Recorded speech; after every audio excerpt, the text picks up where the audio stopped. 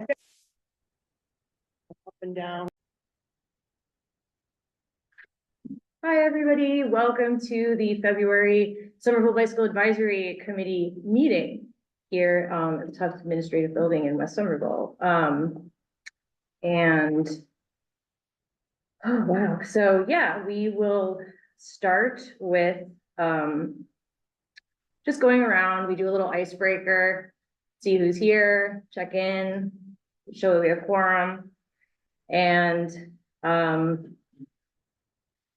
there's just so many options for our icebreaker tonight. Can I suggest one, Lena? I'm gonna keep it in the spirit of the liberal arts. What are people reading these days? Related to transportation or not? Fiction, nonfiction, historical, news, short stories, poems. What are we reading tonight? And I'll start. I'm Lena Webb. I'm the chair of the committee. I live in Ward 7. And I'm really just big into short stories these days. And it's just a really nice way, like if you feel like, oh, I really want to get back into reading and but life is distracting, it's just the right thing to it's like snacks, literary snacks. So I'm super into short stories. And yeah, I'll pass it over to Paul, who is next to me. Or should I wait for the end for you? I'm still trying to think of what I'm reading. We'll come back to Paul, actually. How about Amanda? I'm sort of between books. I started reading a book called I think The Secret Life of Trees. It's about how trees communicate and stuff. Oh. It's interesting, but Trees are important. I'm not sure I'm really into it yet. I've got a few other books that I might jump to, but I love short stories too, for the reason you're saying, snacks, but sometimes I would be really into a short story and sad that it ends so quickly. You just got to get more, get going. established short story authors that have collections. Yeah, I noticed there was a write-up or an interview with a Cambridge short story writer in the newsletter from the Globe today. It's nice that the Globe does the newsletter that ties Somerville and Camberville, Summerbridge, in along with like Globe articles too, which is cool. So awesome. Who do we have online? Let's go with Kat Benesh, who will be acting secretary this evening. Kat. Hey everyone. Yes, I'm here. I'm glad I read that 5 minutes before this meeting, so I am on top of it. What am I reading? Libby changed their policy recently now I had a phenomenal game where I was always able to have another book, but you're now required to suspend indefinitely rather than playing the game of give this to me in 5 to 6 days. So my reading has slowed down, but I'd say right now Do you go to the Somerville Library? I am a hardcore Libby user. I have Kindle late at night, so that if I go to bed usually an hour or two after my husband, just reading. Library on the go. Yeah. I'm reading some old school science fiction, Shadow and Claw by Gene Wolfe, which is I think 1970s. Awesome. Cool. Thanks for being here. Hi, Ted. You're on screen. Hey, folks. Yeah, happy February. So it sounds like sorry I was late. Ted Feldman, Ward 5, Vice Chair. It sounds like our question is what we're working on reading these days. Yeah, what we're reading. Anything. Yeah, I too am a hardcore Kindle user these days. Have an Unearthed grocery store, as well as a few others. Excellent. Awesome. And Catherine. Good evening, everybody. Catherine Lang. Can you speak up a little bit or turn up your Sorry. Checking 1, 2. A little bit better. Weird. I've been using this all day for Zoom for work and it worked. So that's weird. It's like only a portion of the owl is supporting your audio. Well, You can put it in the put chat. some throat into it or throw it in the chat. Okay. I'll put it in the chat, but I just read Okay, we'll mark you as present. Okay. And it looks like that is okay, Paul. My child's kindergarten teacher told us that we should be modeling reading. So today I started looking for reading recommendations, but I cannot lie, I'm not currently reading anything, but I'm going to work on it. So there This was, is, this is helpful. yeah, there was a little bit of intent behind this. This is for you, Paul. And then we'll move on. I see John Link, ex officio. Hi. Yes, Good to see hello. you. Hi.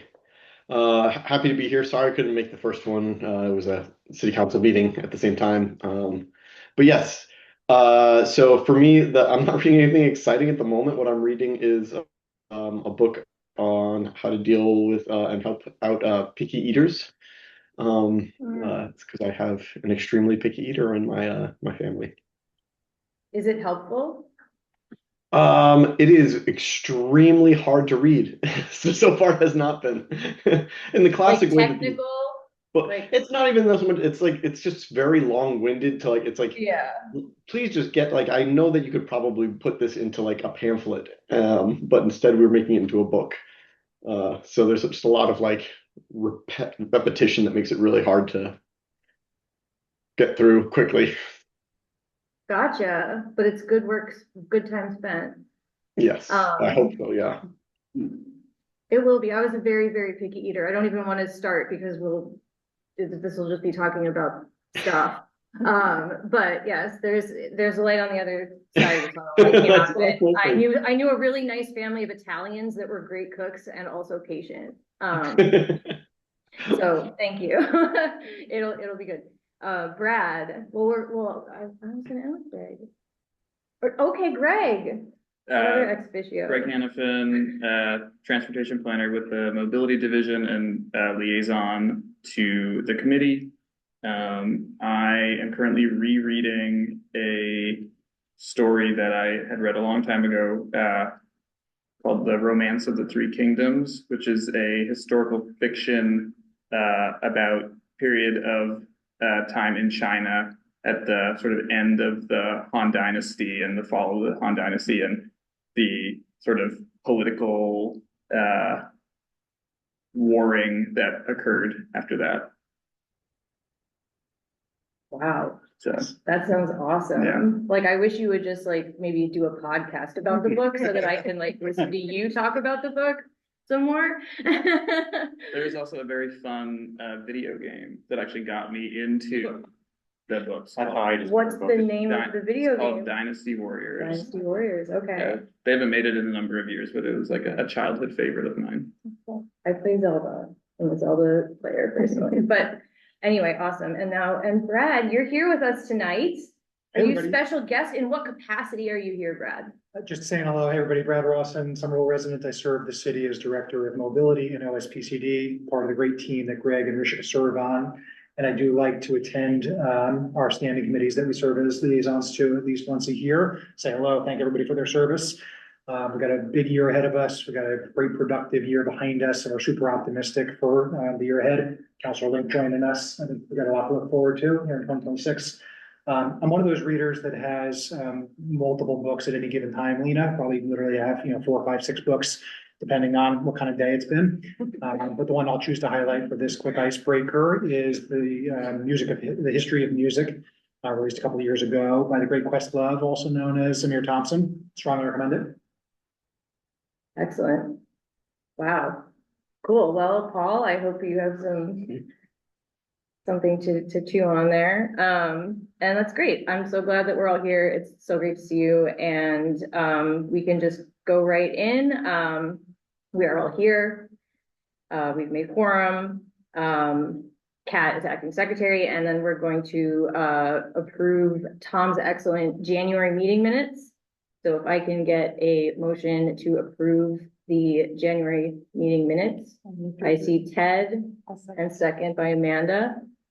All in favor? Yes, I make your support known. And yeah, so we will jump right in.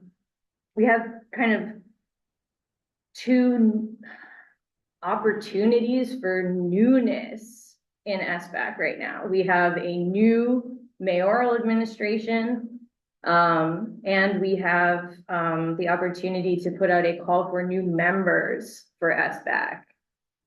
And that's great because it can allow us to reflect on what we want to do and to be and to accomplish, and also what we could ask of a new administration to support us with that and how best to do that. So we have like that opportunity, which is really nice. And I think they complement each other. So we don't have, there's not really any like projects to talk about right now. So this is not like an engineering and evaluation heavy meeting.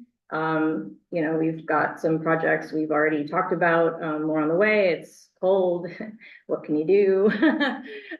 So we were gonna talk about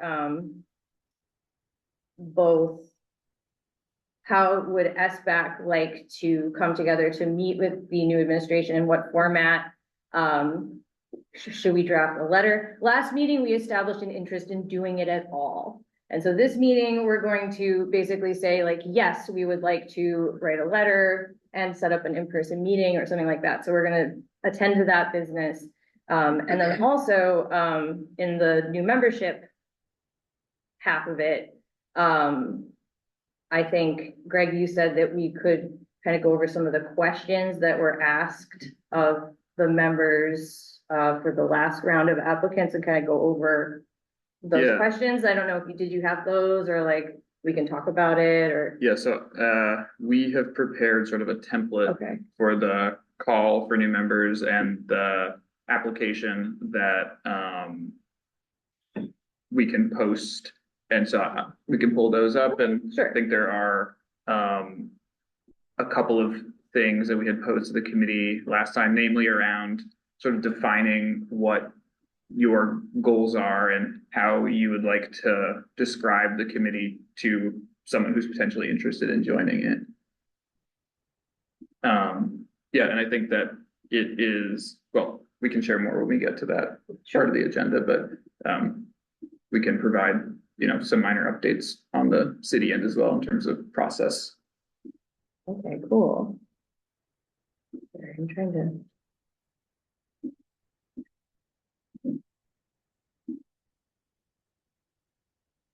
That sounds good. So I think, would it be best, do you think, how about we, so just to back up, I made a little Google Doc and shared it a couple of weeks ago or a month ago, kind of with questions for the group that could like kind of shape such a letter or document or an agenda. And I think it sounds like ideally we would do both, that we would write a letter together, like as a committee, you know, vote to endorse that letter, I guess, and then share that, but also in the spirit of having an in-person meeting. And I know that, I think, Brad, when we spoke, you encouraged both, the format of both. And you had said, somebody had said that PTAC had written a letter and met, or just written a letter? Thanks, Lena. Yeah. I think there's real value in our two standing advisory committees following a similar model. You don't have to, Sure. but I think there's value. So the model that the Pedestrian and Transit Advisory Committee has followed was a similar discussion like this in committee, establishment of a common letter draft, identifying just a few, manageable priorities to recommend to keep on the front burner for Mayor Wilson, for the core staff team, and of course with our partners in the city council and across the city departments. So I think there's real value in that. They are simultaneously asking for a small group meeting with the mayor, the chief of staff, and I think that's also a terrific idea. So I would encourage you all to follow that same playbook. Yeah, and I'm happy to, if you want me to pull up anything, Linda, I'm happy to do that too. Yeah, sure. I keep getting. I do keep getting good document, and it's, I have a document here. It's just helpful if I can like write in it while I talk. I'll work on that. But I guess so. In terms of like preparing and thinking about crafting letter and or meeting, some of the questions were, like you said, and kind of, again, this is all about new membership and kind of us defining ourselves, like what does SBAC do? What do we see our role as being? And that was the main question that I sort of like posed in the document. And, even just laying it out, like fact by fact, like this is what we do. And so what I had written under that was, we are an advisory committee. We meet with mobility liaisons in order to provide feedback on proposed designs. We see plans. We do not see plans before they have been made public, prior to community outreach. We table at community events to raise awareness of new and proposed bike infrastructure and get feedback from the community that way. And organize bike rides to raise awareness of new and proposed infrastructure and to build, enhance community engagement through having fun. Riding bikes is fun, and we want more people to feel safe and supported while doing so. That was my little note. And then I opened it up and I asked, and what else? And so people did contribute into this document, and considering, who we all advise. So the Somerville Bicycle Committee currently really advises mobility. Like that is our primary, audience with you here. And so like, in what way could SBAC also advise like the Somerville Police Department on, bike theft issues came up, and enforcement. And SBAC did used to have an enforcement subcommittee. That's one of the things that kind of shrunk when the shrunk. But that was something that came up in the thinking doc. Brad, did you? Can I just Yeah. interject ever so quickly? I think it's important that committee members know that SBAC advises the city of Somerville. Yes. Mobility Division serves as your staff liaison. We are the lens through which your work can be focused and communicated to other parts of the city administration. But please don't think that your advocacy is only directed to us, right? It is Right. also I mean, you're to here. DPW, Yeah. the parking department, to so many others. But you're so the conduit. Like, is that kind of the way to describe that is it? Like 100% from, correct. okay, so then yes. But our Okay. team is not responsible for Right. curb enforcement. If you all have curb enforcement priorities, you should articulate those, and we will work with our sister departments and with the mayor to make sure that they get socialized and discussed appropriately. Okay. Sure. Yeah, so I guess maybe then this is more in the spirit of being like, what are things, those are our core focuses to promote bike infrastructure, advise on the infrastructure. Like, what other ways can like Somerville Bike Committee like directly work with like other entities? So it's more like, I guess I think it was more thinking about like when we had the enforcement subcommittee, and that seemed to be a positive thing. And I know we had like Chief Garavino and like all those like, folks from then. So it just came up. And then also, yeah, that's what we got in the document. I don't know if anybody, Ted or Kat and Catherine want to add to what was sort of kind of volunteered in the document, since we're here.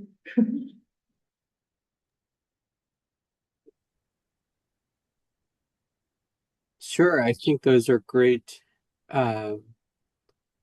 questions. I think one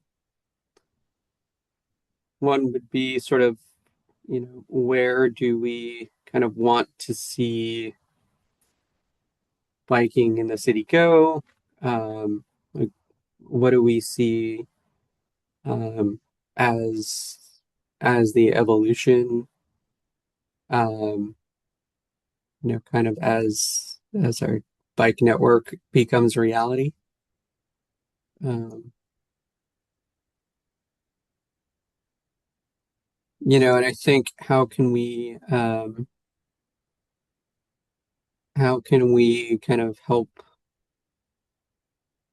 kind of planning around bike friendly infrastructure evolve with the city? I think it's an important question. Yeah. I liked the way you phrased it, Lena, about biking is fun and we want to help facilitate people to feel safe and comfortable biking of all ages. So I think I would still start there. But yeah, I think the evolution is is an important thing, and um, how could we help respond to what role does what role could we play in kind of responding to some of the mobility challenges that come Yeah, I think the next thing on that I saw was in this document was basically like what does a supportive administration look like to us and vice versa? Like what can we do to support like the goals of the evolution and moving forward? But what does it look like to be supportive to the administration, and I kind of wrote a little note thinking like, how I think sometimes we definitely have, again, kind of to this point where I felt like we talked mobility, right? Like sometimes I wonder, like, does the city council see SBAC as useful? Does the city council like want to involve the bike committee more, or I mean, it's not going to sound like, oh no, yeah. Basically it just sort of feels like, how can SBAC be useful to like a more community level, like ward level, getting people in your wards involved in bicycling and like being more interactive with the council more directly than through the conduit of mobility. And the mayor too. We are here, we do serve on this committee to do these things, to promote, when we talk about our new member thing, we kind of go over what SBEC is and what we do. So yeah, I don't know, John, as a counselor yourself, hello. Yeah, I I was just recognize gonna the say, counselor. if I could speak a little bit to the city council part. I mean, so I am now obviously, well, not maybe not obvious. I don't know how many of you know, but like I'm very new to the city council, so it's not. I don't. My strength is my passion for mobility. The thing that I'm gonna have to be working on is just getting my whole veteran status as a city councilor up as quickly as I can. But I mean, it's absolutely the city council does want to hear we just like we so we the PTAC had their letter, and the city council, it was sent to the city council as well. So the city council's read it. It was entered into our public record. It was part of our meeting. It was um, uh, both both Ben counselors had brought it in, and then it was co-sponsored by a few people, including myself at the time. And there are things that happen in there. Obviously the mobility department is doing like they are where the rubber meets the road. But we do obviously do things that are going to have a big impact or a small impact. And I think it would be good to have things coming from, but I also think it'd be good to get feedback. So like as a I guess by communication, right? So I would love it if either through me or through letters, like we can get stuff to the city council about ordinances and other things that resolutions that might need to be pushed up. But also when the councilors have resolutions, because there might be something that a councilor thinks is like a really great idea for bikes in the city or for mobility in the city, and it might turn out that there's some feedback about like, hey, like if this is a good first pass, but like, what if it was this? This could be better. I'm thinking right now, like for example, Councilor Ewan Campen has And I think maybe Councilor Scott is co-sponsor of doing like a pilot of having like a flashing bike like yield sign when there's like a red light. So essentially trying to figure out ways to get it so that bikes can safely get through an intersection when they don't have a green light. So having feedback from this committee for things like that would be extremely valuable. Yeah. But I am a tool. I guess I'll just Awesome to hear that you got PTAC's letter too. I mean, that's Yeah. just nice to hear, Yeah, and we all read it. so I'm a we'll tool definitely for write city one to you council. too. We're gonna write one too, don't worry. Awesome. No, that's really great. No, it's really great to hear. And I think that, even just like if you want to do like a ride in your ward, it doesn't even necessarily have to be like infrastructure related between the kind of council leadership role and like who we are and what we're here to do. Because one amazing addition to the committee is Paul Morgan of Family Bike Ride. And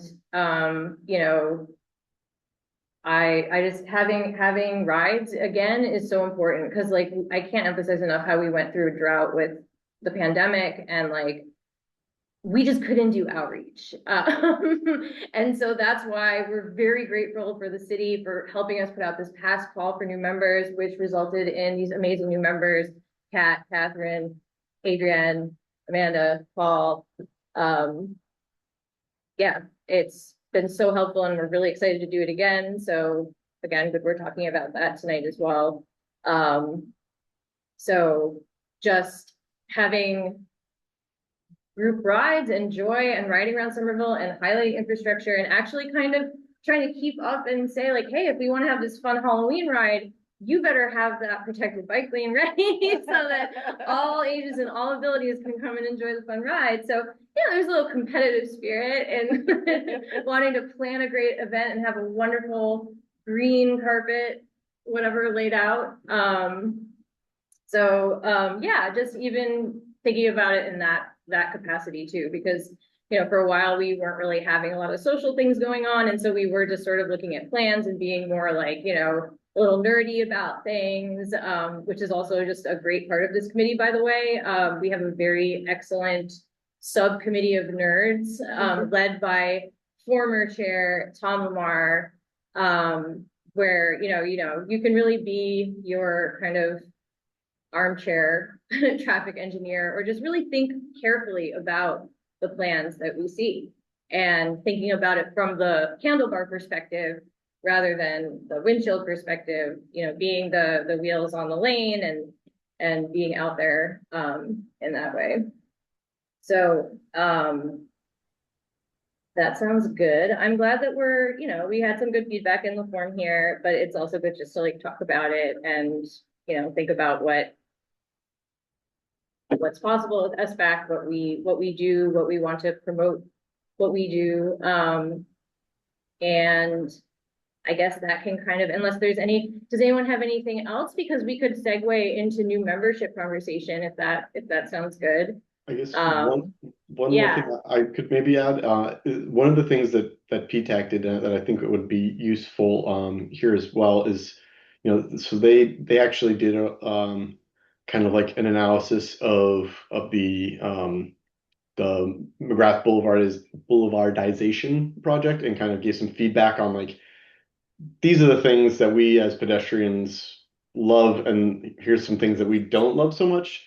Whether or not they actually get incorporated is a totally different question, but calling them out is really helpful. So that could be like projects like that, where it's not necessarily the cities, but it's still it's our job and my job to advocate with the state. John, are you suggesting we put that in the letter itself? If yeah, it would be like if there's and so that can go to us, that can go to us and to the state. Yeah. And it's and then like we can do a resolution as the city councils to support that, to show to the state that like, hey, it's not just this like fringe group of Looney Tunes, like it's actually it's got broad support.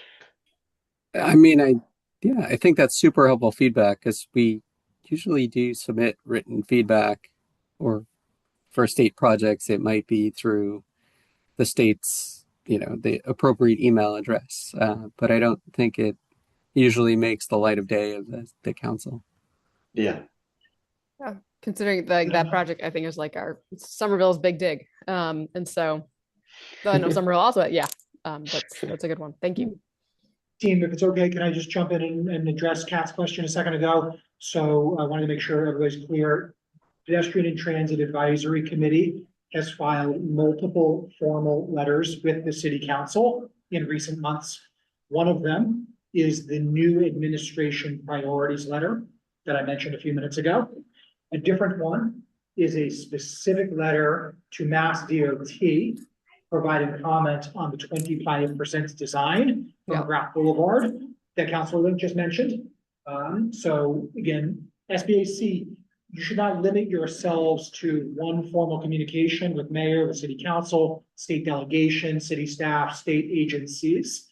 Just wanted to draw that distinction, Kat. You asked if it was the same letter. I'm glad you said that because I was getting confused about the agenda for this letter and how expansive it was getting. And the committee did, I believe, prepare comments to MassDOT that were submitted as part of the formal That's right. comment period. So I don't know if it was, did PTAC, was it the comments that they sent to MassDOT that they also sent to the city council, or were those two separate? It was the efforts? same letter. Okay. So that is something that Yeah. If you guys already. Yeah, created. so I know that Yeah, didn't yeah. go to the city council, so if it's not too late. If that letter already exists, just send it to the city council. We'll get Yeah, it. we spent at least a good part of at least one meeting talking about McGrath. Fantastic. Officers, I'm going to forward you the PTAC administration transition letter, just so you have it. As John said, it's going to be part of the council record. John, I just looked in the council meetings from January. I didn't see it yet, so it might be on your agenda for next week. But I'll forward you this in the meantime. Can I ask a somewhat potentially silly process question for Council Link or for Brad or whomever? Is like if we, and you guys already know, if we did want to send some of this to the council, is that like very obvious on how to do? Oh yeah, you could just do is it all council, I believe. So there's a couple different ways to do it. One is public comment. Let me get the actual. I think you could submit public comment right before each meeting. Yeah. I think there's a city council address as well. Yeah, Email so there's one where it's like specifically for public comment about whatever there's currently public comments about, and then there's I think it's all council. You know, I just have it. I'm sure if I just open up any email. And doing it in that method reads it into the public record. Yeah, and then Okay. Yeah. Thank you. Sorry,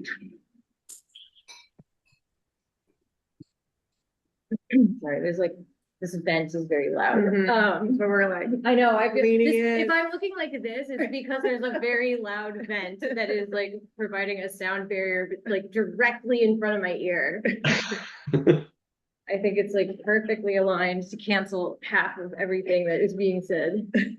It's all right, I just need to lean in. So if I look weird, it's because I'm just trying to get closer. Okay, cool. Well, I think that, I mean, for our purposes, we were talking just about a letter to the administration about, SBAC and these goals. And, I think, do we think that writing the letter will guide our agenda? Do we think that it's a good process for us to really knuckle down, meet outside of this, do in a subcommittee meeting and hammer out a letter together? And then when we see that together, then we will kind of come up with an agenda for a face-to-face meeting and go from there. Because we're not going to be able to write this together tonight. No. And so I think that's just a good order of operations. Usually write something down and then that can set what we would like to, set an agenda and then who we would like to meet with, So if that sounds good, we can do that, like, what is the term, asynchronously? Right? Yeah. I work in an office. Asynchronously, and then, we could go into talking about new member stuff, unless there's anything in between or further kind of comment on, letter content for the, So in terms of process for the letter, would you like to draft something that the committee reviews at the next meeting and votes on, or do you want to take a vote now for, you know, a small group to draft the letter that's probably based more on efficient. the comments that have been shared tonight? And Yeah. it wouldn't need to come back to the That's committee good. again. That's a good idea. If we can do that, if we can like cluster that off and make that official and then not have to wait for another month, right? Yeah, Sounds good Yeah. to me. like a pre-approval. Yes, so basically then I guess it would be like a motion to vote to agree to meet in a group to craft the letter. And to pre-approve And- the outcomes To pre- of said meeting. Yeah, are there, I guess, committee members who are here who are interested in being a part of that group that works on the letter? we Sure. see that. Okay, well, I think good. that we probably need to keep it to fewer Below, than quorum. quorum. Yes. So I would say no more than 6 people. Oh, boy. I'm gonna be Okay. fighting them off. Yeah, okay, good. That's a very good point. Awesome. I like the sound of this. I think we're good, member-wise. All right, so, may I make a motion to, approve to move forward with this plan? Amanda, Ted, and everyone else, make yourself known. All right, cool.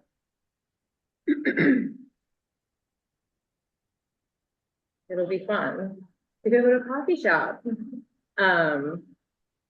But yeah, so, and then also with the more members, we can accomplish more. Thinking about membership, I kind of collected our various about statements from our various presences, on the city website, on our website. And, you know, kind of thinking about our current subcommittees and then question, do we want to try to focus on getting a social media and communications subcommittee? Because we, you know, those are just some things to think about, but those are the things that I kind of pulled together to start talking about Yeah, and the new membership process. why don't I pull up sort of a template that we have for the call? Because most of it is pretty standard. Yeah. And then there are some places where I think committee input would be helpful. Well, while you do that, I can kind of read what we have on our website for the about of the Somerville Bike Committee. It's got some lore. The Somerville Bicycle Committee was established by City Council ordinance on February 8th. Oh, whoa. We're so close. our Almost to this anniversary. day, February 8th in 2001. 2001. The committee works to improve conditions for bicyclists in the city of Somerville, to promote bicycling as a means of transportation, and to help implement policy programs and bike routes for all ages and abilities. Activities include reviewing city plans for road construction, drafting and reviewing bicycle-related ordinances, participating in public events, creating materials to encourage bicycling in the city, and working with other bicycling organizations at the local, state, and national level. And we typically meet the first day of the month. But yeah, I mean, this was even written probably a long time ago. We've been, you know, towards the yes, I do want a social media communication subcommittee part. We've been going through the website that has been representing the Somerville Bike Committee on the internet for quite a while through Alan Moore, friend of the Community Path. You know, just going through it, it really is archival, and it really does stand to show that this has been a group for a very long time. And I guess, yeah, I joined in 2016 and I'm happily here today. And happy to still be here. And I think it's a great group. And that's why I am really excited just to keep growing it, because it just, the same thing happens when you collapse in on yourself, right? Once you start growing back out, then that perpetuates itself and makes itself so much bigger. So like, we're still in that area, in that phase where if we could just get over a little bit more of a hump, I think we're going to be so much more powerful. And so, yeah, conquer. But again, very helpful, very thankful for the help of the mobility department in helping put out this call. It was critical to help us. And so, and this is new, very new to me. It's new to the members, the existing members on SBAC to have this sort of assistance. And so, So should we Yeah. review this? Yeah, so this is the sort of a template, and the highlighted sections are, where I think the committee should focus on sort of giving your input on what you'd like to see. And as you see, most of it is, you know, pretty standard. So the questions that we had asked last time or had started thinking about last time are mostly for this, what is the bicycle advisory committee section? And we're really looking for 2 or 3 sentences. What is written here is similar to the language that was used last time we put the call out. And last time it was a joint effort with the pedestrian and transit advisory committee at the same time. So it was kind of a general language that encompasses both committees. And so, you know, if you want, you can use the language that's here, that's more general. But if, you know, you're interested in making any changes to reflect some of your goals for the committee, we can definitely make changes to this. Then the other places where I've highlighted text are, you know, the number of positions, the time commitment that you are asking people to expect. And then this down here, we'll have to, that's kind of administrative things that we'll have to fill in later. So yeah, it's really. Can I ask, this work in Somerville, is that just for the staff members or in general members? They don't have to live in Somerville? Is that true? Yeah, this is for the community members, yeah, for staff.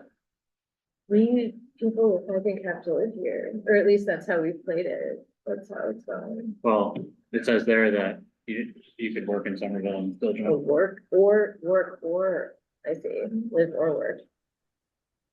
That's interesting. Everyone's just like, if they move out of Somerville, they're like, I'm not on the bike committee Well, they're anymore. probably not working in And I don't Somerville know if either. that is, But you know, I don't know if that's something that is up to the committee to decide, or if that is something that's Is that like a generally committee thing? citywide.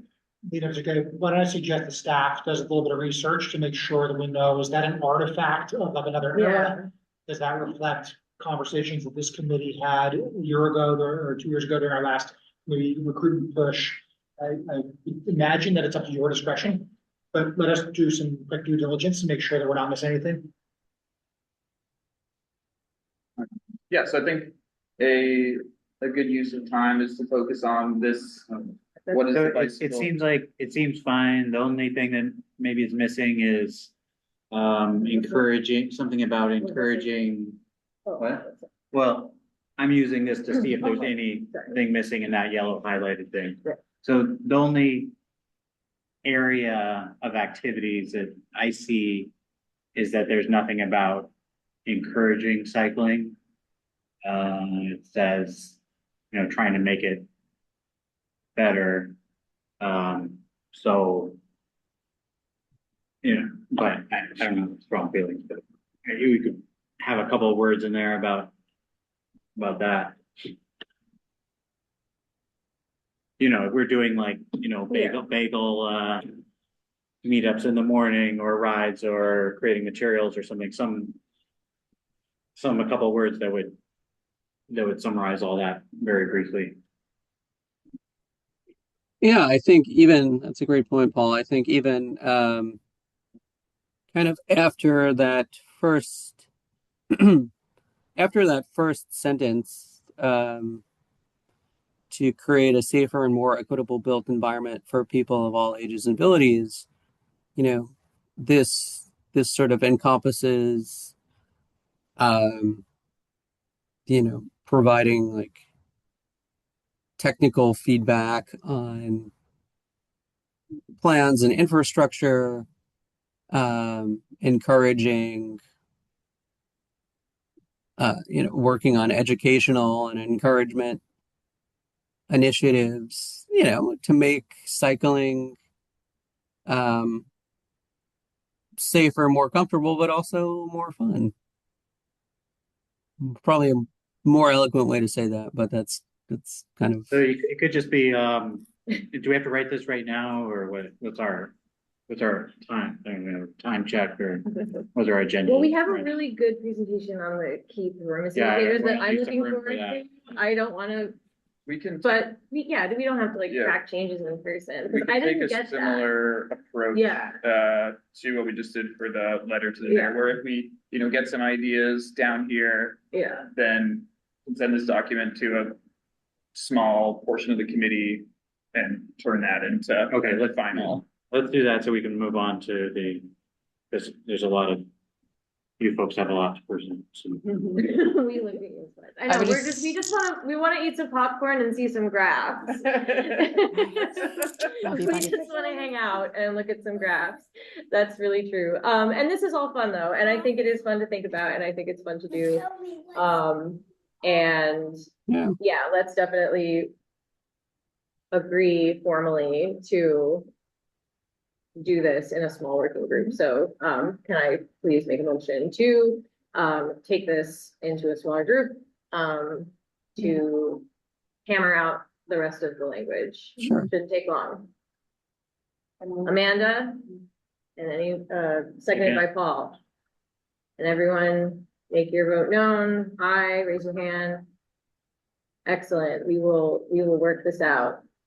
You already have like 5 new bullet points. We're halfway there. But thank you so much again for the assistance, and you can share that with us, and we can make those into complete sentences.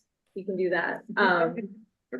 We did. So last meeting, the committee, it sounded like 15 members. There are currently 9 community members. There's interest in 15. Does that still reflect with the committee? Yeah. Yep. That would be 6 new members. Always aim a little bit high. Okay, great. So we can send this document around to the officers to kind of come up with your final version, and then can use that to post the call. And that, we can, as soon as the committee members are feeling ready, we can start moving towards posting that. I would say recent updates that we've gotten from the mayor's office wouldn't expect that we would begin the review and application process until at least April. But the call needs to be open for at least 4 weeks. So we're kind of approaching that window of time anyway for review.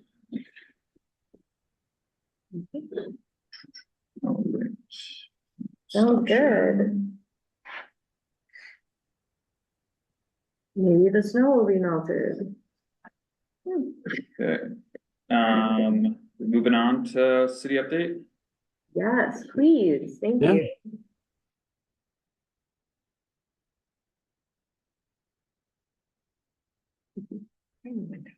That is the tiniest window I've ever seen.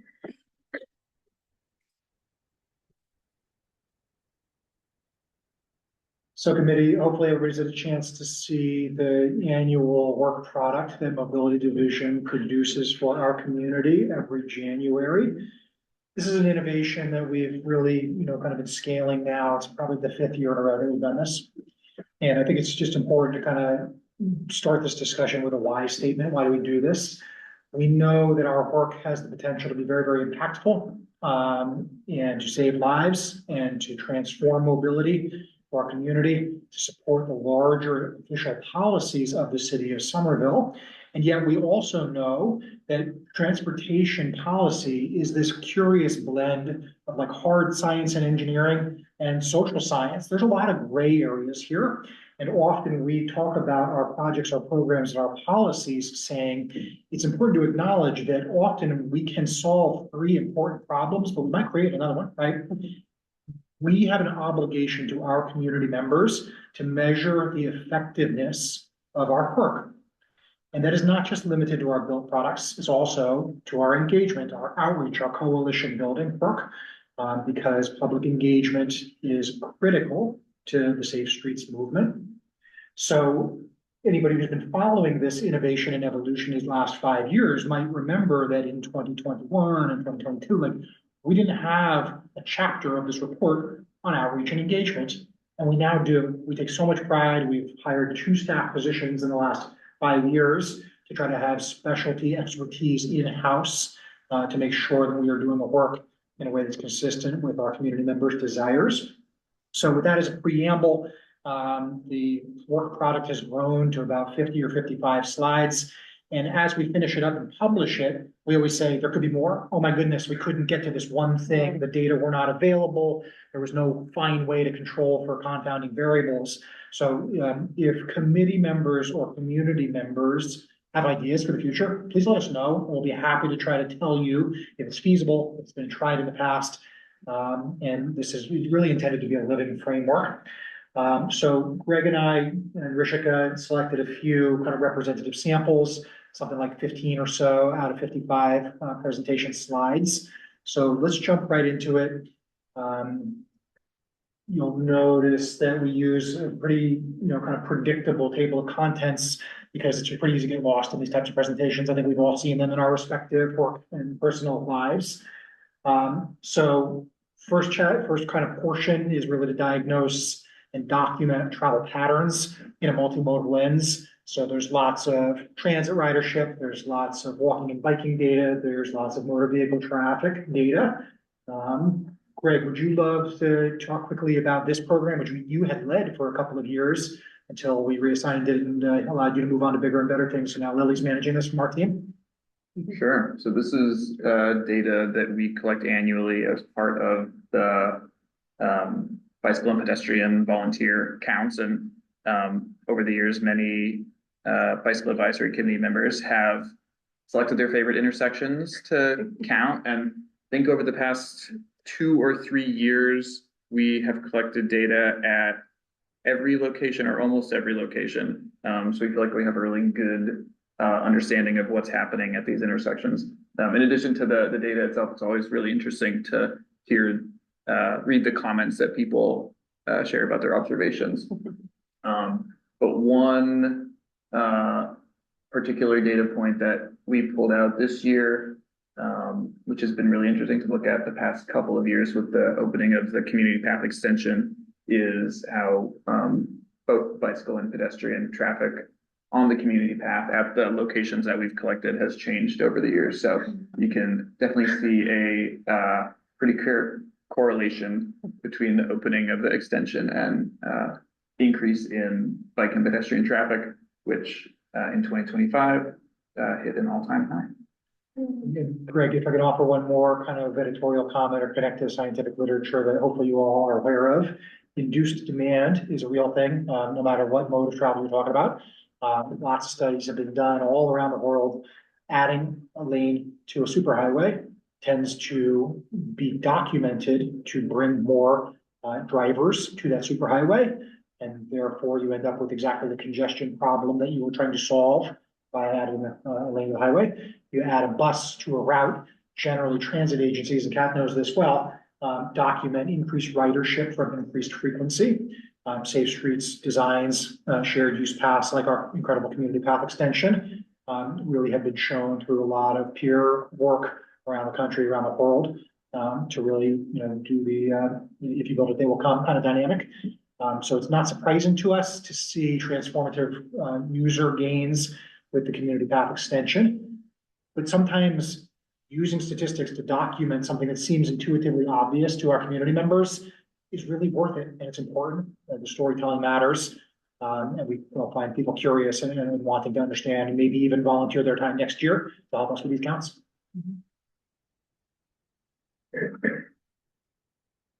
So the next slide that we wanted to kind of just pick out of the larger deck was to talk about one of our priority populations, which is youth populations and families.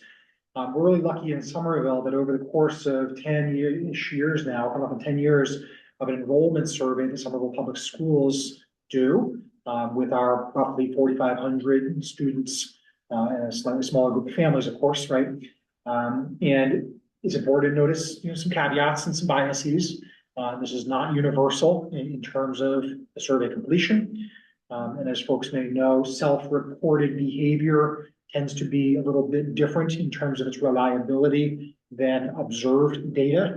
And yet this is something that communities around the country also do, right? Tell us your preferred mode of travel. The federal census does it. Somerville Public Schools does it. And so the idea is that Somerville Public School family would be asked at enrollment every August, every September, hey, tell us what's an average day like for you? My family's average day is that, we walk to school. We're really lucky that we're able to do that. And others might say, well, I walk one day a week, but 4 days a week, I'm dropping my kiddo off on the car or the bike. Whatever that response is, it's factoring into the data slide that you see in front of you. The data are disaggregated school by school and year by year. And so we're able to observe over time any changes, or we're able to observe differences school by school. But for a rule of thumb, 1 out of 3 families who are responding to this survey instrument over the last almost 10 years are saying that driving and what we think of as traditional motor vehicle-based drop-off is their primary way to get kiddos to school. Fascinating point. We know that we're an urban community. We know that from our observed street life, how busy things are for walking and biking, the public transit, the high school, et cetera. And so here's just a really cool, provocative statistic that we think it's important for our community members to be aware of. One thing, just thinking about the bike counts, I remember counting so many families on e-bikes and cargo bikes at the intersections at a certain point. It felt to me like that was like a spike of like specific hyper mode, because on the survey sheet, you could fill out if they had a kid on board, so you were like counting the kids, and like, all of a sudden I was like, there's like 4 kids in this bucket, and they're going. But I just remember very specifically noting an increase specifically with family biking on the Alewife Greenway path, between Arlington and Somerville and Cambridge area.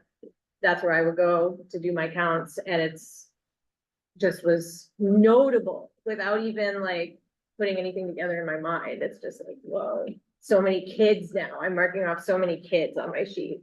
That was awesome. Yeah, and we're always with the volunteer counts. I would say every year there are little tweaks that we make to it based on what we learned from previous years. So I think a year or 2 ago we added in, there was always an other category, but a year or 2 ago we added in a specific scooter category because we were noticing so many more scooters. I think a future iteration, maybe e-bikes. You start to get to the point where you push the limit of what people are able to differentiate. That is appreciated. But it changes over time.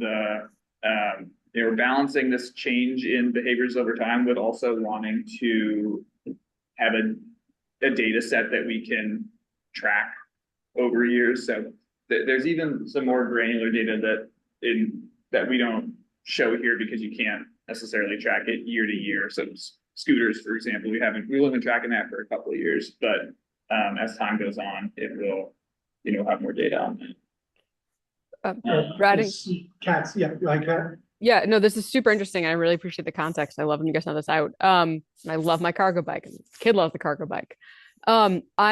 It sounds like you disaggregate this by school, which is awesome. I'm just curious, and then overlapping that with sort of like our goals and priorities of like, do you see any outliers of schools? Um, and I think in either direction, either that are more car centric and more walk or bike centric, and sort of, are you willing to share those or able to share those? Sure, thanks for the question, Kat. So the answer is yes, the data are disaggregated by school. And the answer is yes, there are slight variations in kind of, let's just use walk bike percentage as an easy kind of shorthand here. There are slight variations. Most of the schools hover at around 50%, some a bit more, some a little bit less. I'd have to check the files, but my memory is that one of the things that I'm aware of in terms of schools that have slightly lower percentage of self-reported walk bike travel mode are schools that have a higher percentage of specialty programming and therefore might have a higher percentage of citywide families who are locating to that school rather than neighborhood-based school. So all of our schools have these statistics available for them. One is like they call it proximity school. And I think that's, a priority thing for enrollment. All else equal, families who are in proximity can be prioritized for limited classroom seats, but at the same can occur with specialty programs for a variety of academic, social, art programming that the schools offer. So yeah, my memory is that if we were to do those cross tabs with you, you would see something like, let me just grab an example. East Somerville Community School might have some specialty language and music programs. Kennedy School has many paratransit accessibility programs. Those are two schools that might have a higher percentage of, or lower percentage of walk bike because they draw from a citywide pool. But I'd love to, fact check that and get that data to you all. Thanks, Brad. I'd also Very curious. love to know how Winter Hill School in the last couple of years. Yeah, great use case, Paul.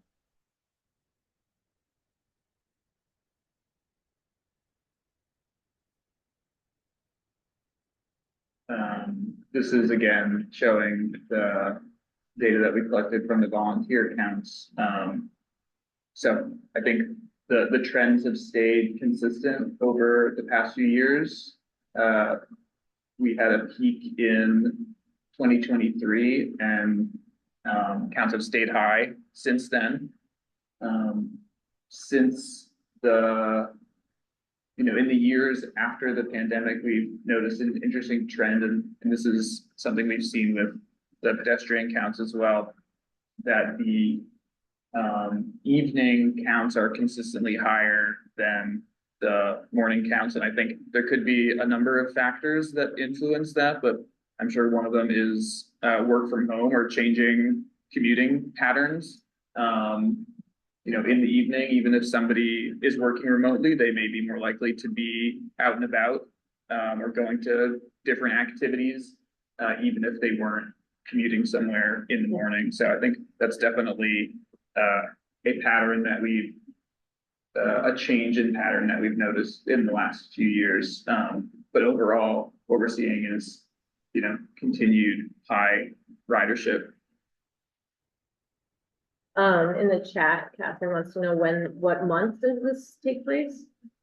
It's late September, early October. Yeah. So it usually ends up being over like 2 or 3 weeks. That the counts It's occur. always the same hours of the day.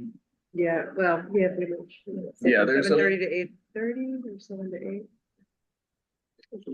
It's usually like rush hour in the morning and rush hour in the evening, right? Yeah, there's a little bit of flexibility built in. So I think the standard morning hours are 7:30 to 8:30, and evening is 5 to 6. But we allow for I think like 15-minute buffer on either end. And I think that a good question would be, are those the times that we should be? Like, are those the peak times still, or have things changed? Has the economy changed somehow? Right. People go in at different times. Yeah, and again, we're balancing changing travel patterns with wanting to have consistent data that we can measure year to year. But I think that, if the committee has thoughts on the program and ways that maybe we can make it reflect changes in travel patterns, we're always willing to, think about how we can tweak this. I love the program. I do too. I'm 100% in love with this. I always have been. I've slacked off in recent years, but I was definitely a four location counter or more. Joan Liu, shout out to Joan. She's like a monster on that thing. You gamify it. I mean, it's I mean, I do at least. I like doing it a lot. And I like that people pick the same place. I think I don't know. I've always had a great time doing it, no matter what time. It's fun. Big supportive of this. And I think it's really helpful data. I mean, it looks like tight data, right? Like do you feel like you get enough of it to make some like reasonable calls? Like, do you feel like it's enough? Like, It's one of many important planning tools. Right? Yeah. And no data source is going to be perfect. This one is volunteer, primarily volunteer used, and so there can be errors. Of course, there can be bad weather in a rainy, windy, cold night. A super hot day could discourage some street life. That's part of the reason that these types of analyses that we publish in this annual report blend and average across the 42 locations to try to just like normalize some of those data points. City of Boston does it this way. Many others do too. And I think it's important to remind the committee, you all know this. This is not only about planning statistics that help inform our work, it's also about community building. This is often a gateway into civics for people who otherwise might not be paying close attention to committees, to city council, or staff issues, but they are interested in what's going on in their community, in their neighborhood, and then all of a sudden they start to dive a little deeper in civics. So in the interest of time, it's okay. I'm going to suggest we move on here. Ted, do you have a quick question?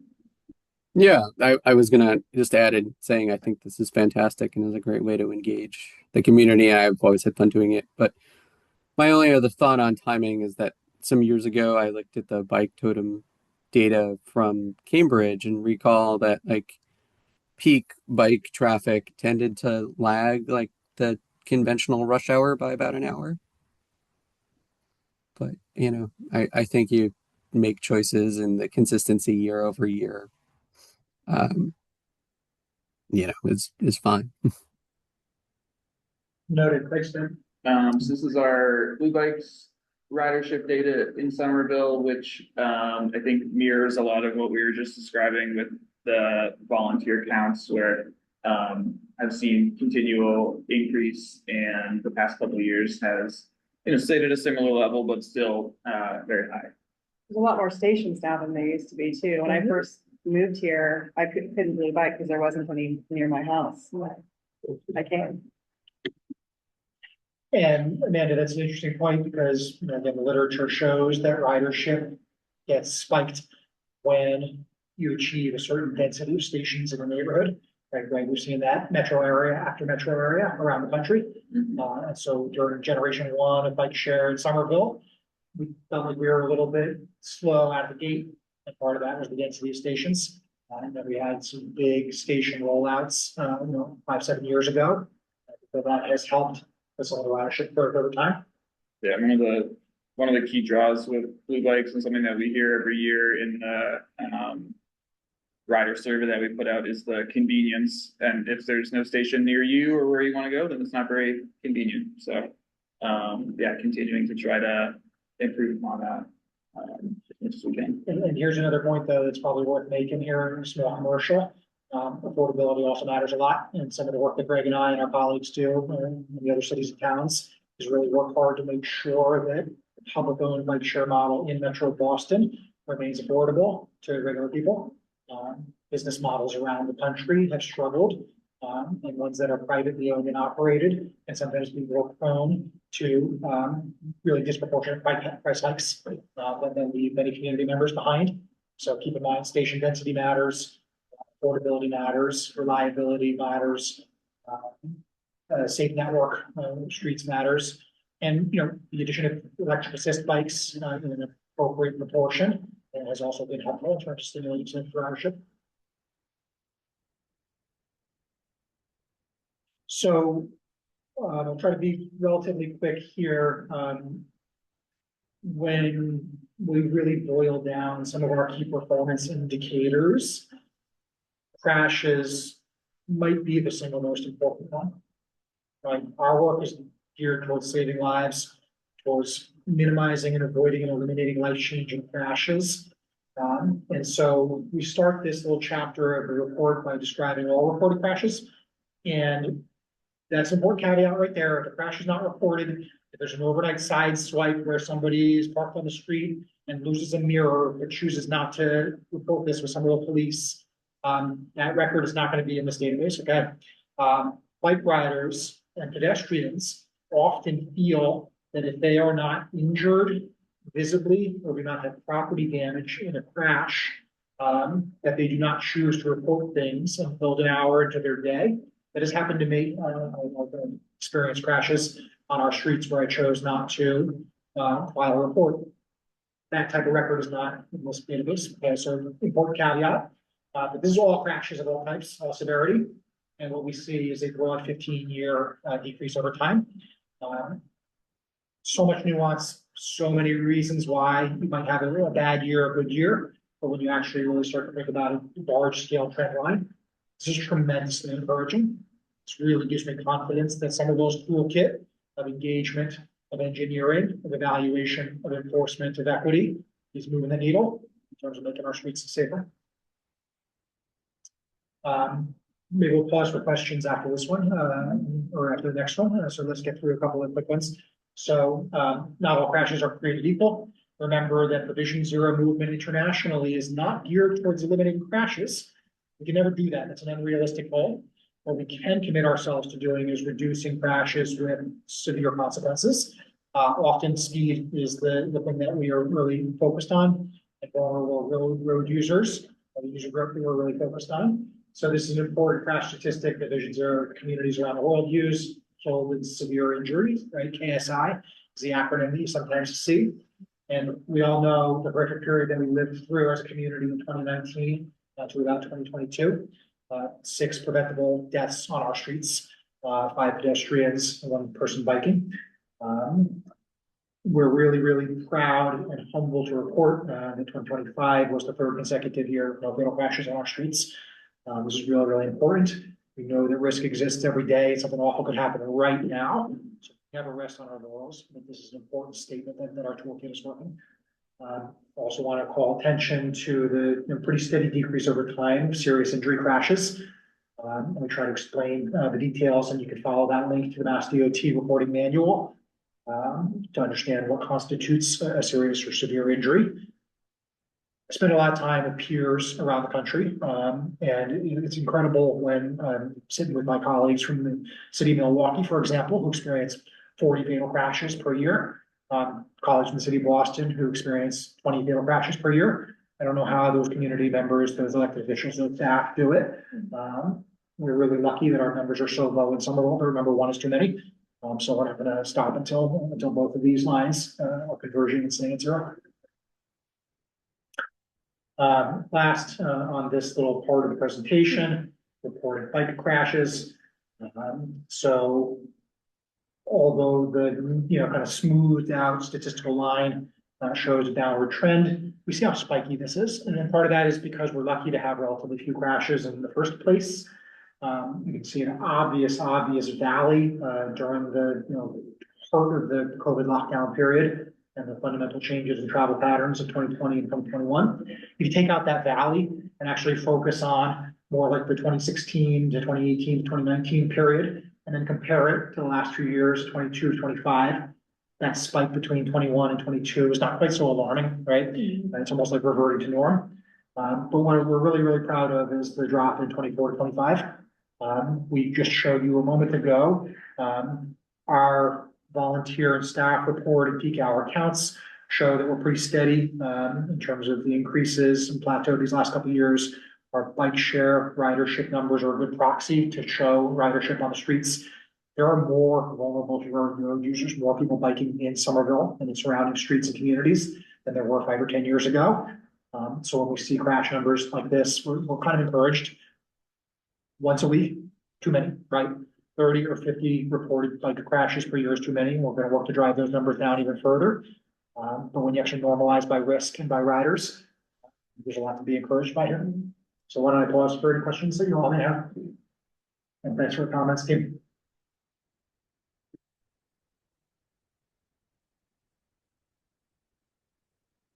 Just basking in it. Separated by facilities matter. Traffic calming matters.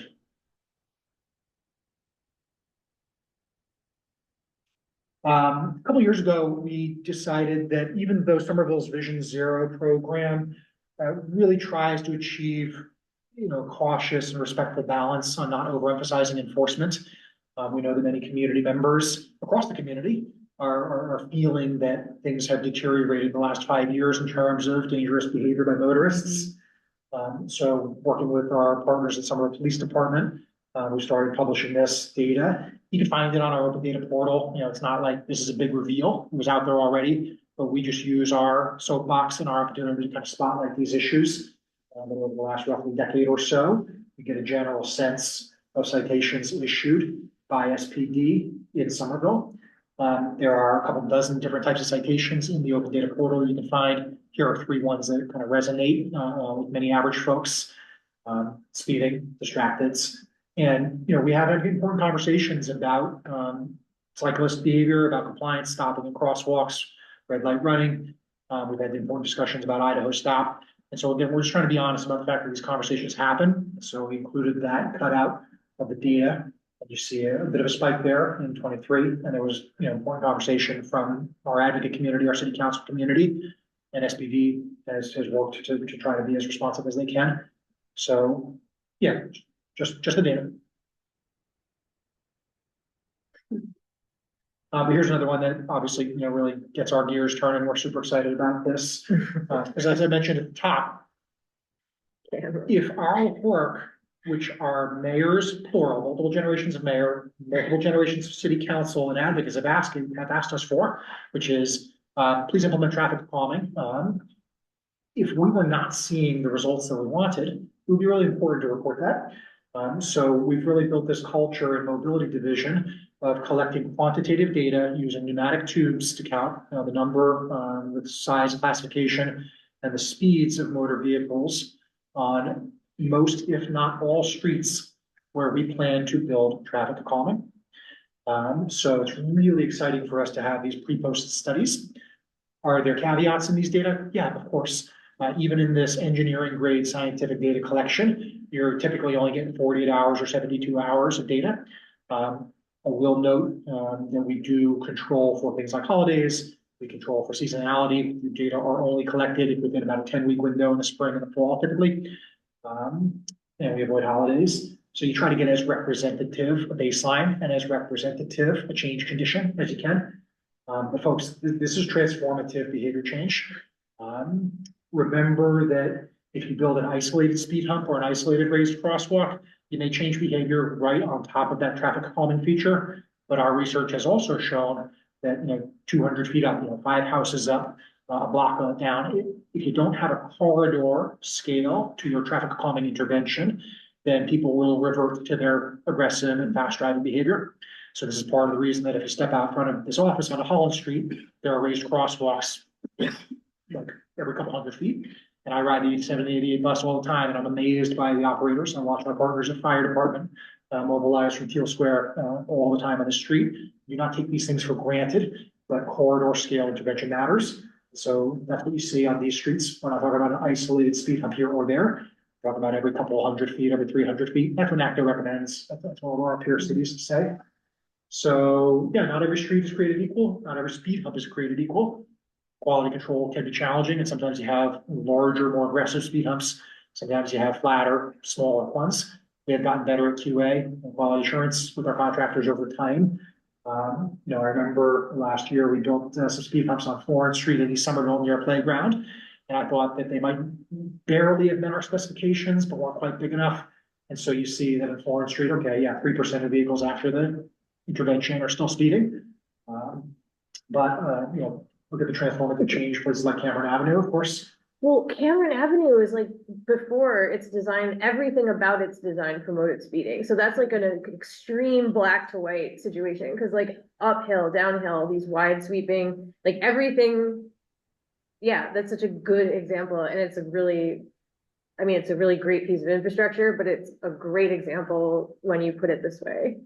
Because the Yeah, deck is stacked against Cameron, like before, like for people just swinging in and out. And Can I ask a quick question? Where are you measuring the speed?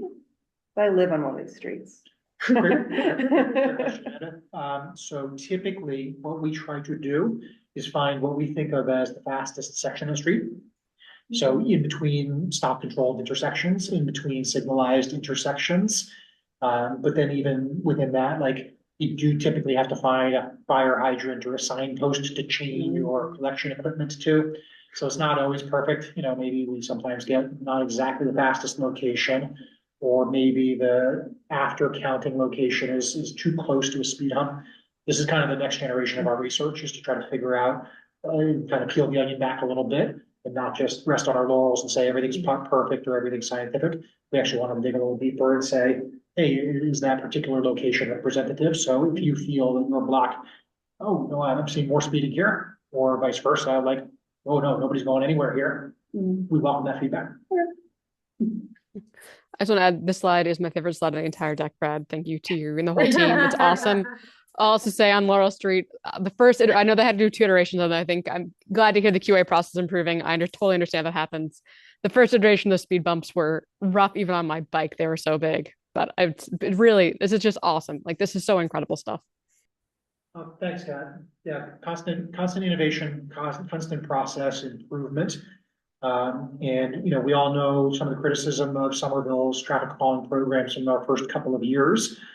Issues about, like, for example, are you getting pavement markings within a very tight kind of 1 week time frame of getting the speed hump installed, so that everybody knows they're going to encounter a vertical deflection. That is something that we've tightened up over the years, using a yellow supplemental striping pattern in addition to the white striping pattern. That's a process improvement we made over the years. Right sizing them based on fire department response routes. SFD reviews these locations with us, and they will literally tell us, for example, street X is really important for responses. Let's have a slightly more generous speed hump on this street. Dane's an example like that we built just last year. Anybody who lives or works in that neighborhood may remember that our contractor had actually goofed up and installed too large of a speed hump on Dane initially. And we identified this issue very, very quickly within 24 hours. We notified our contractor. Within about 72 hours, they came back and ripped out those non-compliant speed humps. And within about 7 days, they came back and rebuilt them. That's not ideal. We want to avoid those, but our processes have gotten so good over the course of just 5 or 6 years. So I appreciate the compliments. And again, constructive criticism is always welcome, because we want to keep getting better at this stuff. Is there a speed network plan or something, or a waiting list, or? There's most certainly a waiting list, Paul. There's not necessarily a network plan the way there is with transit or with bike facilities. So we have a long backlog. We'll talk about some of the inquiries that we get through various channels. I guess just in the interest of time, I will say that we get far more than we can accommodate on any given year. Intake processes, folks can reach us through 311, through the city council communications or orders, through directly emails, transportation app, or catching us at one of our tabling events or community meetings, and you will get onto the list, and we will evaluate it, and we will generally collect data, and then we'll try to communicate back with folks to say, hey, look, we believe you that you're feeling uncomfortable and are interested in change, but the data that we collected show that you're only getting 500 total vehicles, for example, on your small residential street, and only 10% of them or 20% of them have been documented as exceeding 25 miles an hour. And therefore, we can't actually prioritize your street given some of the other streets in the pipeline. So, yeah, sounds like a longer conversation. Happy to have it. We have a little bit more time. This one, I think, pretty straightforward, but every year we're installing more bicycle facilities and building out our network. I think we are happy to see the blue segment of this unprotected facilities going down, red is getting bigger, and overall, the trend is more bike facilities.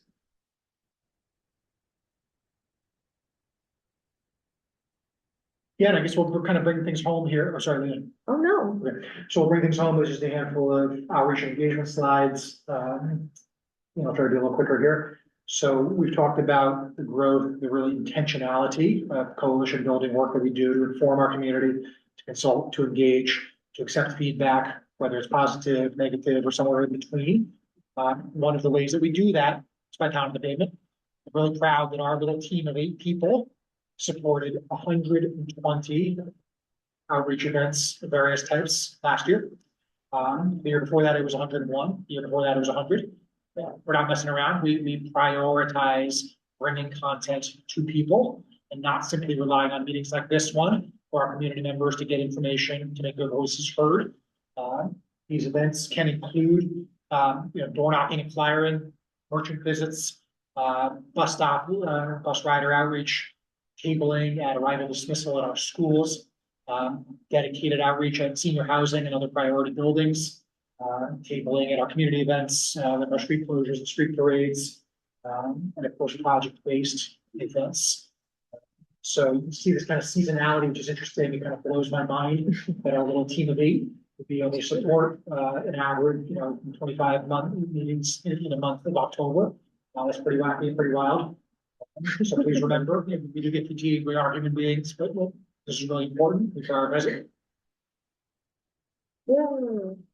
Our outreach events, the 120 odd, can be broken up into both project specific, like the Western Pearl Project, the Beacon Project that we've been working through over the last year with many of you and with our community. But then also there's just like broad general mobility 101. For example, just last week next door here at our Council on Aging, we were doing a general outreach event. A couple of our staff speaking with our older adult community, not project specific, general outreach. So you just gotta get that rough sense. It's about half and half in terms of how you split those things up. Yeah, and some of you have been a part of that orange slice of general outreach at, farmers markets and summer streets and things like that, so. Try to reach as many different areas of the community as we can. Yeah, I don't want to pretend that Somerville has got it all figured out in terms of equitable outreach and engagement. But I do want to note that our community has asked us to really grow our capacity, and our staff feel a deep obligation to serve and lift up voices that have been historically marginalized and minimized in public discourse and public policy. What are priority population groups? We list them here on the slide, and often we're thinking about structural barriers that face youth, older adults, people with limited English proficiency, communities of color, low-income people. And so we've got a long way to go in terms of righting historic wrongs. And we're really proud that we've been able to prioritize these population groups rather than just general population groups. Quick little breakdown again of the formats.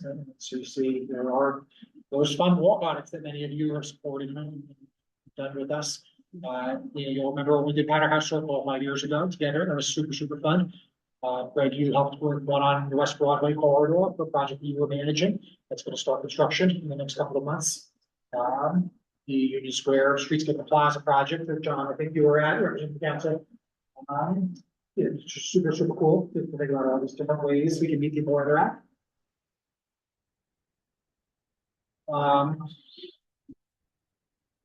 This is a new slide for this year, and it reflects our constant, almost like healthy paranoia. Are we taking our community for granted? Are we at risk of not following through on the coalition building that we're working on?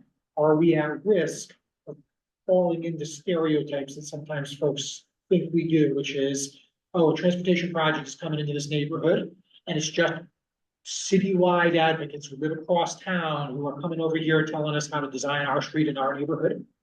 That is criticism that has been levied at our office and at me personally over the years.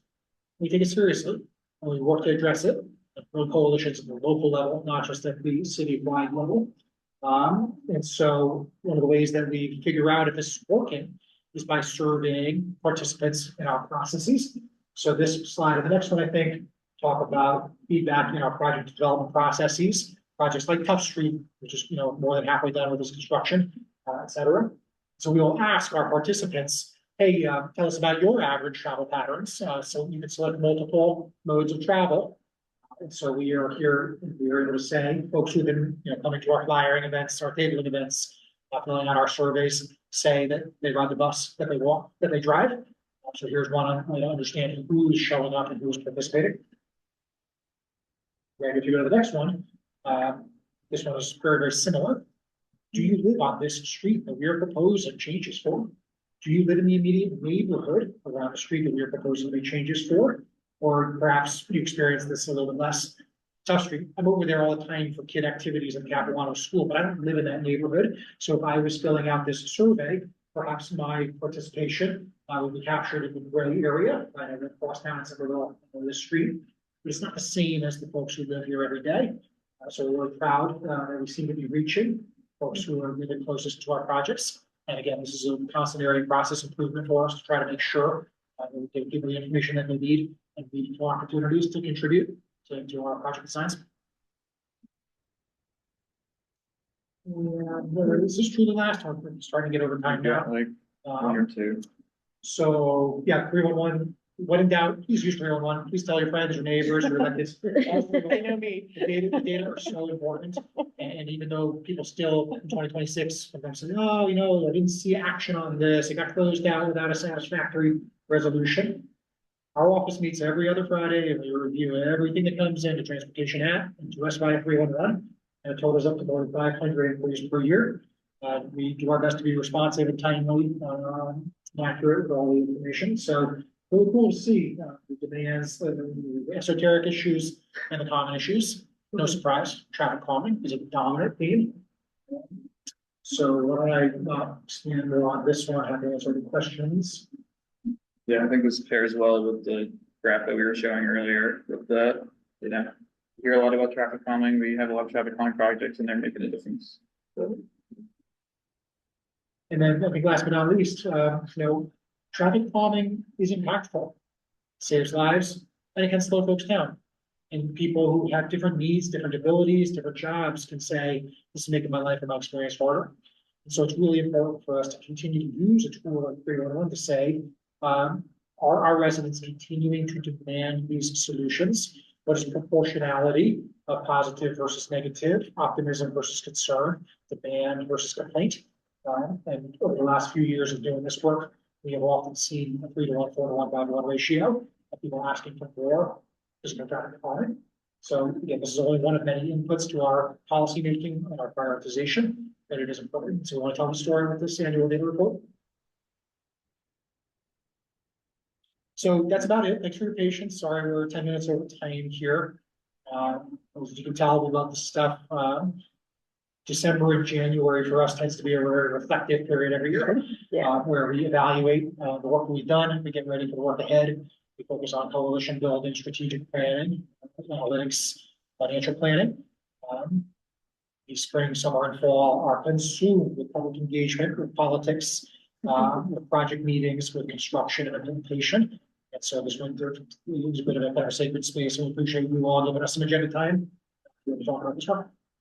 Thank you for coming and talking about it and sharing it and pulling out some highlights. Really you can read the whole thing in the newsletter. Really our own major project update for this month is the announcement that went out about the Elm Beacon connector. So no new information to share, but just reiterating what we shared about the changes to the scope and the interdepartmental, interagency work that's been going on that has resulted in some shifts in the timeline for that project. So I know there was a question about timing of sharing the information, and I think this was just kind of a weird, like an unusual situation where typically we try to make these announcements through our newsletter first, and so that's if you're subscribed to the newsletter, you'll get all these announcements as they go public, but this was one case where I think our project subscriber email went out like a day or two before, and that just had to do with some newsletter timing, but, yeah, the newsletter will have all these key updates, and we'll, keep sharing as things progress. And Greg, we actually answered a 311 today, and I think it's just important to flag.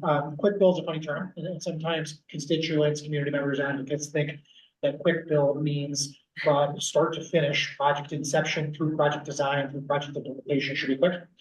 And we're trying to make sure that we educate community members that in our minds, that term refers to the implementation process. Once you have a contractor mobilized, it's generally quicker and easier to do lines and signs, flex posts, move the concrete barriers, rather than digging up sidewalks, resetting curb, installing drainage structures. That's an area where we can get better. I literally just sent that email to a constituent today. Sorry that you feel that this has taken forever and you're frustrated. Here's what we mean by quick build. I'm going to work to just kind of correct this vocabulary for everybody. I was gonna say, can you do, like, you don't have to call it quick build, right? Or is that like the NACDO term, or like, can you call it, like, come up with something flashy, clever that will stave off such, I mean, it really is annoying. Like, I understand, like, quick build, like what? Yeah, that just means like, why isn't it done yet? It's just built into the name to be frustrating for like all those reasons, but. And folks may remember that our bike network plan has a very typical process model that talks about a 14-month engagement process to try to build coalitions and make sure that folks on the streets know that what we're doing, why, how, when, and we feel ownership rather than it's just being done to them, right? So even if the implementation only takes 60 days, we really do want to commit ourselves to a year's worth of engagement, design development, because the projects are impactful. They're super complex, even Elm Beacon, right? We're running extra due diligence for our fire department, our trash haulers with MBTA to really try to get this stuff right. Well, thank you very much. Thanks for highlighting all of that and coming out, and thanks for everyone for sticking around a little later to see the show, and just share congratulations and also feedback, and just a lot of gratitude for the mobility department, and thanks for reflecting on all that, and just happy to be a part of it all. So. Thank you all for your volunteerism and service. We're here for you. Any questions or have to follow up? And if there is nothing else, then I can make a motion to adjourn our meeting. If there's nothing else. Yeah. Second. All right, everybody. We have to vote on. We all have to vote to leave if you don't. Have a good night. Yes. Leave. Good night, everybody. No, Take take care. care. Bye. Bye.